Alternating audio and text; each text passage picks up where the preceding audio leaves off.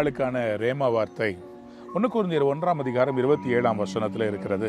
ஞானிகளை வெட்கப்படுத்தும்படி தேவன் உலகத்தில் பைத்தியமானவைகளை தெரிந்து கொண்டார், பலமுள்ளவைகளை வெட்கப்படுத்தும்படி தேவன் உலகத்தில் பலவீனமானவைகளை தெரிந்து கொண்டார். அன்பார்ந்த பிள்ளைகளே, டேலண்ட் இருக்கிறவங்களை தெரிந்தெடுக்கிறது ரொம்ப ஈஸி. ஜெயிக்கிற குதிரை மேலே பந்தயம் கட்டுறது ரொம்ப ரொம்ப ஈஸி.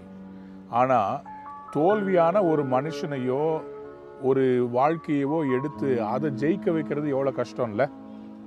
ஆண்டவருடைய வேதம் சொல்கிறது, அவர் யாரை தெரிஞ்சுக்கிட்டாருன்னா பலவீனம் உள்ளவைகளை, ஞானமற்றவர்களை. நான்லாம் ஒரு ஆவரேஜ் ஸ்டூடெண்ட் தான். என்னுடைய வாழ்க்கையில் நான் 8வது ரேங்க்குக்கு மேலே ஏறுறதுக்கு ரொம்ப முயற்சி பண்ணியிருக்கிறேன். இந்த மேலே ஒரு 7 பேர் இருந்தாங்க பாருங்கள். அவங்க டீச்சருக்கு ரொம்ப பெட்டாக இருக்கிறனாலையா என்னமோ தெரில, என்னை விட வெள்ளை கலரில் இருந்தனாலையா தெரியல, அவங்கள நான் மேலே தாண்டி போகவே முடியல. எப்போதும் 8வது ரேங்க்லேருந்து 12வது ரேங்க் வரைக்கும் வாங்குவேன். எங்கள் வீட்டில் எங்கள் அம்மா டீச்சர்.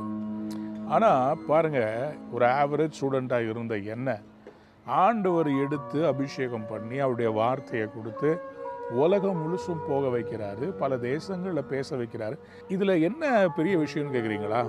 பாருங்களேன், வெற்றி பெறவங்களை உலகம் தேடும், ஆனால் தோல்வி அடைந்தவங்களை கர்த்தர் தேடுறார். ஏன்னா அவருக்கு எதில் சந்தோஷம், எதில் மகிமைன்னா தோக்கிறவனை ஜெயிக்க வைக்கிறது தான் கடவுளுக்கு மகிமை.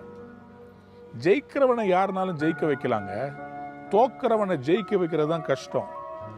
நல்ல பிரைட் ஸ்டூடெண்ட்ஸை பெரிய பெரிய ட்ரைனிங் சென்டரில் அல்லது இந்த ஐஐடி ஜேஇக்கெல்லாம் ரெடி பண்ணுறாங்க தெரியுமா? இந்த இன்ஸ்டிடியூஷன்ஸ் எல்லாம் இருக்குது பார்த்தீங்களா, ஆகாஷ், ஆலன், இப்படி நிறைய அந்த எஜுகேஷ்னல் சென்டர்ஸ். ஆனால் இந்த தோக்கிற ஃபெயில் ஆகிற பசங்களுக்குன்னு சொல்லி ஒரு டீச்சர் டியூஷன் எடுப்பாங்க வீட்டில்.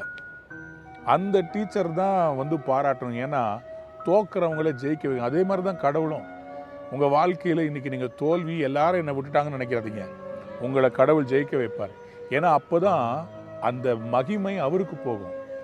என்னால் எல்லாம் முடியுன்றவங்களுக்கு இல்லைங்க, என்னால் முடியலன்றவங்களுக்கு தான் உதவி செய்கிறதுக்கு ஆள் தேவை. அதுக்கு தான் கடவுள் இருக்கிறார். உலகத்தில் இருக்கிறவங்க ஜெயிக்கிறவங்களுக்கு உதவி செய்ய ஓடி வருவாங்க, பணம் இருக்கிறவங்களுக்கு உதவி செய்ய ஓடி வருவாங்க. ஆனால் நமக்கு யார் நினைக்கிறீங்களா? கடவுள் இருக்கிறார், உங்களை விடமாட்டார். உங்கள் லைஃப்பை கண்டிப்பாக மாற்றுறதுக்கு அவர் வருவார். இன்றைக்கி உங்களுக்கு பொருளாதாரத்துக்கு தேவையா, வேலை இல்லையா, அல்ல உங்களுடைய உறவுகளில் பிரச்சனையா, எதுவாக இருந்தாலும் சரி, உங்களுடைய பலவீனத்தில் அவருடைய பலன் பூர்ணமாக விளங்கும். In all your weaknesses, His strength will prevail. That's why God is chasing you. Not because you are a winner, because you are a loser. நீங்கள் எதில் தோல்வி அடைஞ்சிங்கன்னு எனக்கு தெரியல, ஆனால் கர்த்தர் இன்றைக்கி உங்களை பார்த்து சொல்கிறார், பலவீனமாக இருக்கிற உன்னை பலப்படுத்துறதுக்கு நான் இருக்கிறேன். பைத்தியம் மாதிரி இன்றைக்கி உலகம் உன்னை பார்க்குது, நான் உன்னை ஒரு நாள் எல்லாரும் மெச்சிக்கொள்கிற அளவு மாற்றுறேன்.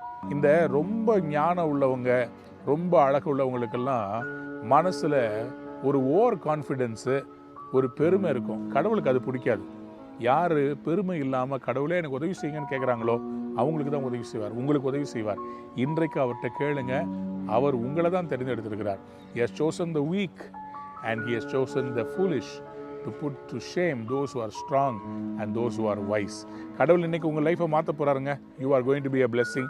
ஆசீர்வாதமாக இருங்க. God bless you. Have a wonderful day.